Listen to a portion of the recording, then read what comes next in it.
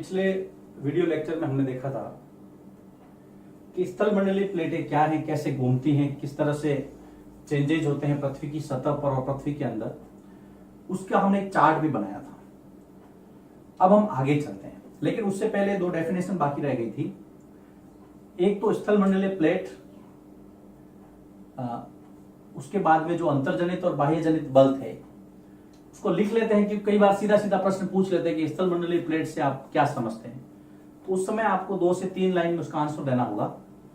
देखिए दोस्तों, स्थल मंडलीय प्लेट ये हमारी पहली परिभाषा।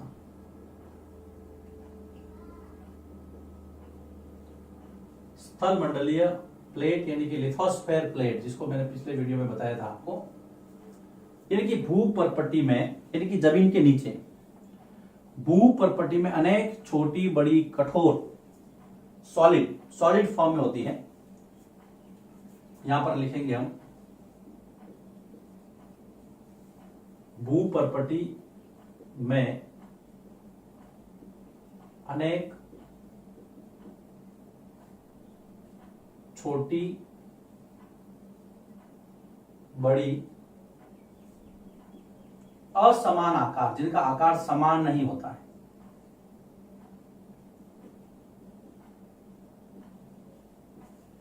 समान आकार की नहीं होती है, कठोर होती है। एक ऐसी संरचना जिसको हम प्लेट कहते हैं, जिन पर महाद्वीप और महासागर की सतह टिकी होती है। आकार की प्लेटें जिन पर महाद्वीपों और महासागरों की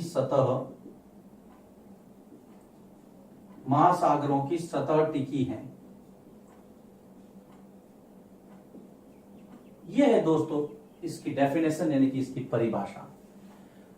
अब हम बाकी रहा था अंतर्जनित बल और बहिर्जनित बल। तो अंतर्जनित बल क्या है? देखिए, सिंपल सी बात थी, जो अंदर पैदा होता है, यानी कि पृथ्वी की सतह के अंदर भूगर्भ में। लेकिन लिखना है इसको, तो हम यहां लिखेंगे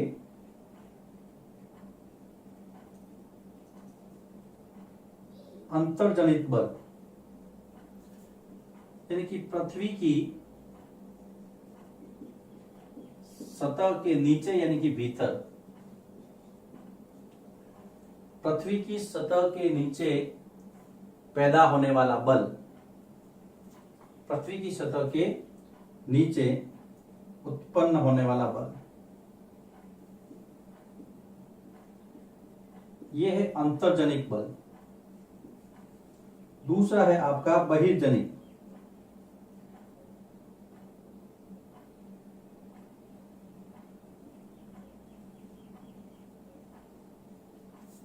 इसको हम कहेंगे पृथ्वी की सतह या भूपर्पटी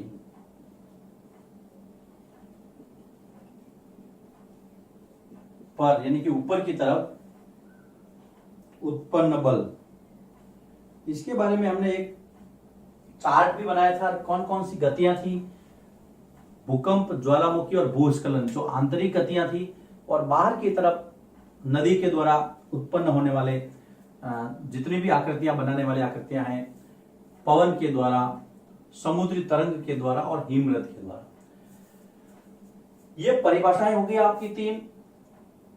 स्थल मंडलीय प्लेट क्या है, अंतर्जनित बल क्या है, और बहिर्जनित बल क्या। सीधा सीधा प्रश्न आ जाता है, अंतर्जनित और बहिर्जनित बल की परिभाषा दीजिए।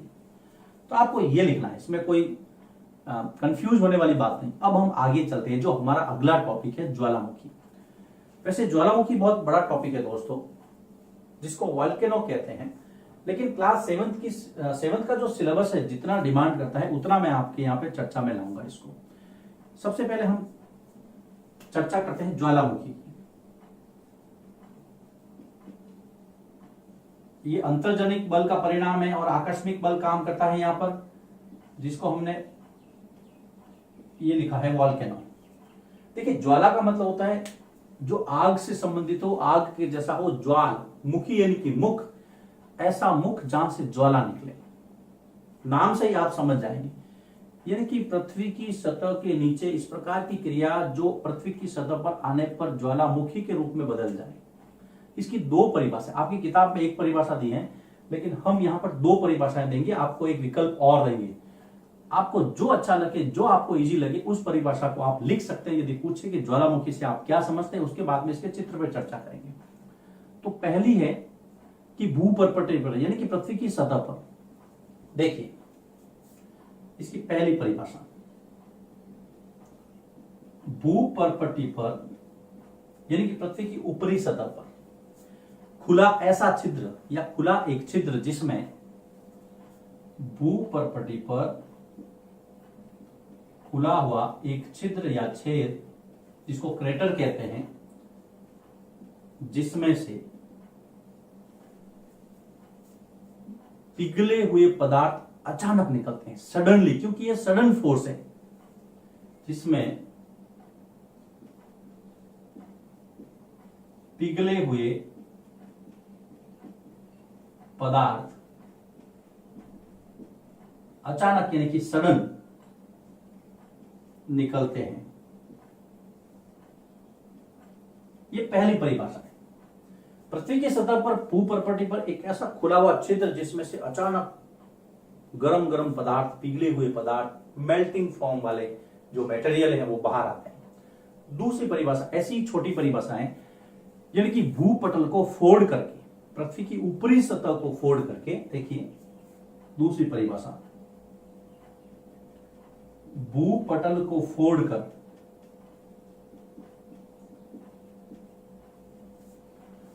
भूपटल को फोड़ करके धुआं, राख, वाष्प और गैसेस, चार चीजें,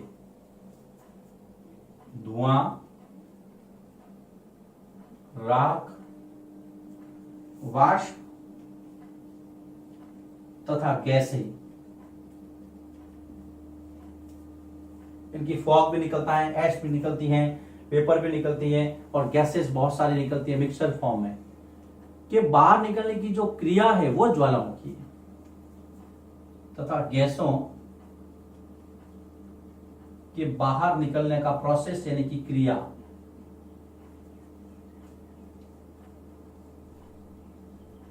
को ज्वालामुखी कहते हैं। अब दोनों परिभाषाओं में से जो भी आपको अच्छी लगे वो आप लिख सकते हैं। अब हम चलते हैं इसके चित्र पर। ज्वालामुखी का चित्र, एग्जाम में सीधा सीधा प्रश्न आता है, ज्वालामुखी को चित्र सहित समझाइए। उस प्रश्न का पहला पार्ट तो ये है। अब मैं दूसरा पार्ट आपके सामने यहां पर बनाता हूं। इस चित्र को हम यहां ले लेते हैं, थोड़ा बड़ा बनेगा चित्र तो समझने में आसानी रहेगी। देखिए यह है आपकी पृथ्वी की सतह, जिसको आप भूपर्पटी कहते हैं, और चूंकि ये पतली होती है इसलिए मैं इसको यहां पर इस तरह से बनाता। उसके नीचे का जो है, जो दूसरी सतह आती है, दूसरी जो लेयर है, उसको हमने कहा है मैग्मा, जिसके अंदर मेंटल होता है। अब देखिए ये प्रॉपर्टी है, ये पहली हो गई, ये प्रॉपर्टी, ये दूसरी हो गई, ये है मैग्मा। अब मैग्मा तो ये मेंटल और मेंटल के अंदर मैग्मा, मैग्मा लिक्विड फॉर्म में है, लेकिन यहां पर जहां से इसको बाहर निकलना है वहां पर हम इसका चैम्बर बना देते हैं। ये इसको हम कहेंगे मैग्मा कोस्ट, जहां पर मैग्मा पड़ा हुआ है। ये है मैग्मा कोस्ट यानी कि मैग्मा चैम्बर।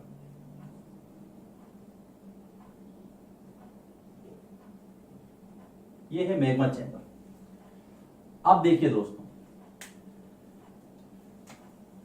ये है पृथ्वी की सतह और उसके ऊपर ये है इस तरह से ढलान वाली संरचना, जिसको आप पर्वत भी कह सकते हैं, इस तरह से। ये है आपकी एक नलीनुमा संरचना, जिसके अंदर से ये आपका जो पिघला हुआ लावा है, जैसे लावा तो पिघले हुई फॉर्म में ही रहता है, ये मेल्टिंग फॉर्म जो है, जो बाहर जाने के लिए प्रयासरत है। यहां पर उसको जगह मिली और जगह मिलते ही वो बाहर आ गया, इसलिए इसको कहा गया क्रेटर।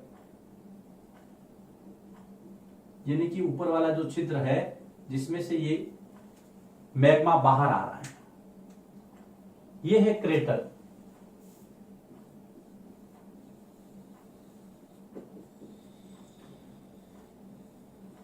ये आपका मैग्मा बाहर आया, लेकिन यहां से भी ये बाहर आता है, इधर यहां से भी आ सकता है। हम पढ़ रहे हैं ज्वालामुखी का चित्र इस तरह से।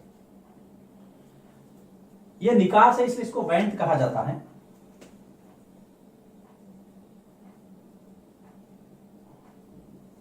निकास, इसको वेंट भी कहते हैं। निकास का मतलब निकलना।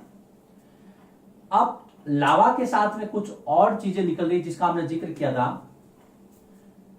इसको आप यहां पर ऐसे, जिसमें गैसें, धुआं, राख आदि, यह है ज्वालामुखी का चित्र। यह आपकी परपटी है, पतली परत, और उसके नीचे है आपका मैंटल। यह है आपका ज्वालामुखी का चित्र। यह खुला हुआ चित्र क्रेटर है, जहां से सारी चीजें बाहर निकलती हुई। ये लावा मैग्मा कोस्ट है, यहां से ये लावा निकल रहा है। यहां पर देख लीजिए आप लावा, ये लावा है। ये निकास, मैग्मा कोस्ट, मैंटल, परपटी, राख, धुआं, गैसे, क्रेटर, जिस छिद्र से बाहर निकलता है वो क्रेटर है। प्रश्न यदि आता है, यदि आपको क्वेश्चन पूछा जाता है ज्वालामुखी का सचित्र वर्णन कीजिए, तो आपको ये लिखना है। आप नीचे लिख सकते हैं ज्वालामुखी पृथ्वी की सतह के नीचे उत्पन्न आकस्मिक बल, सडन फोर्स का परिणाम होती है।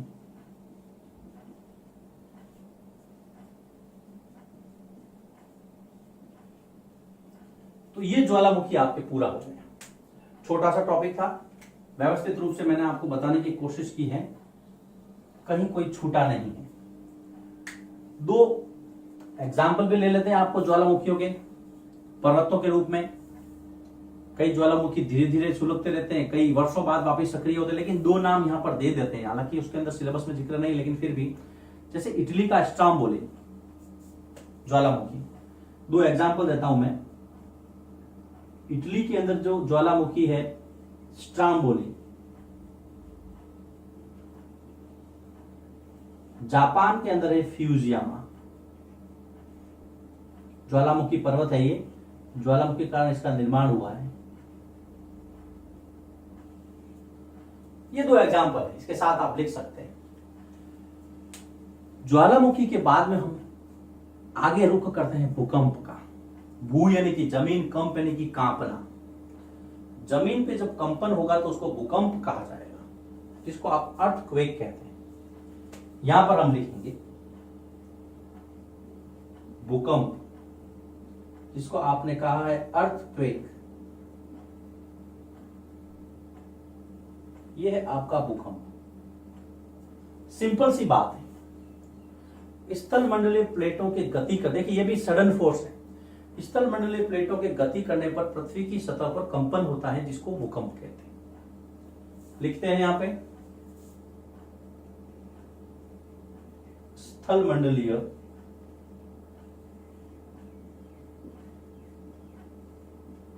प्लेटों, देखिए स्थल मंडलीय प्लेटें तो गति तो करेगी, लेकिन जहां पर कमजोर जगह होगी वहां पे कंपन होगा, जहां कमजोर जगह होगी वहां से मैग्मा बाहर निकलेगा। तो ये इसका ये परिणाम है। ऐसा नहीं कि स्थल मंडलीय प्लेटें जब जब गति करेगी हर जगह भूकंप आएगा। प्लेटें तो कंटिन्यू गति कर ही रही है। जहां पर कमजोर जगह मिलेगी वहां पर ये कंपन ज्यादा महसूस होता है, उसकी तीव्रता ज्यादा होती है। तो देखिए स्थल मंडलीय प्लेटों के गति करने पर पृथ्वी की सतह पर कंपन होता है। गति करने पर पृथ्वी की सतह पर कंपन होता है, यानी कि वाइब्रेशन,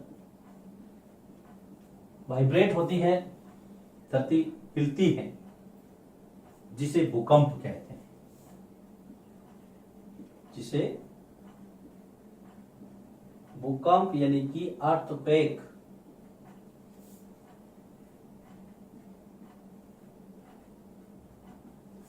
अब भूकंप का भी चित्र है जिसको हम अगले वीडियो लेक्चर में लेंगे। अभी हमने यहां पर डेफिनेशन ले ली।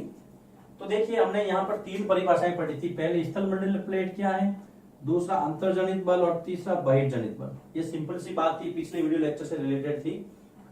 उसके बाद में हमने जो नया टॉपिक लिया था वो था ज्वालामुखी। ज्वालामुखी की 2 परिभाषाएं ली थी मैंने, ये पहली और ये दूसरी। उसके बाद में ज्वालामुखी को ये बताया आपने कि ये आकस्मिक बल का परिणाम है।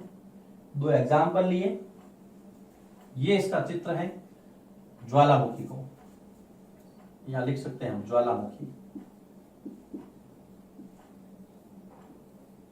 ये ज्वालामुखी का चित्र है।